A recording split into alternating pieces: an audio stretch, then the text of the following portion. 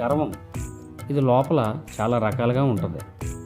మొదటి రకం ఏంటంటే శరీర గర్వం.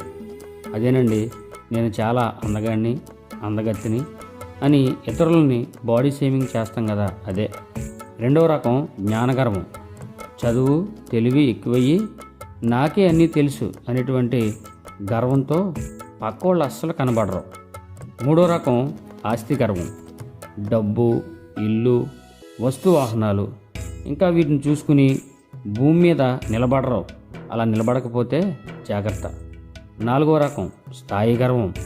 పదవి, ఉద్యోగం, హోదా, నేనెవరో తెలుసా అని చెబుతూ క్రింద వారిని మనుషుల్లాగానే చూడరు. ఇక ఐదో రకం నీతి గర్వం. నేనే మంచోడిని, నేనే మంచిదాన్ని, మిగతా వారంతా చెడ్డవారే అనే ఫీలింగ్. ఇక ఆరో రకం అనుభవ గర్వం. వయసు, అనుభవం పేరుతో ఇతరుల మాట అస్సలు వినరు. సామెతల గ్రంథం 16:18లో నాశనానికి ముందు గర్వం నడుస్తుందని, యాకోబు పత్రిక 4:6 దేవుడు అహంకారులను ఎదురిస్తాడని రాయబడి ఉంది. గర్వంతో ఉంటే గనక ఎలాంటి రకాలో మనం తీసేసుకుని మంచిగా ఉందాం.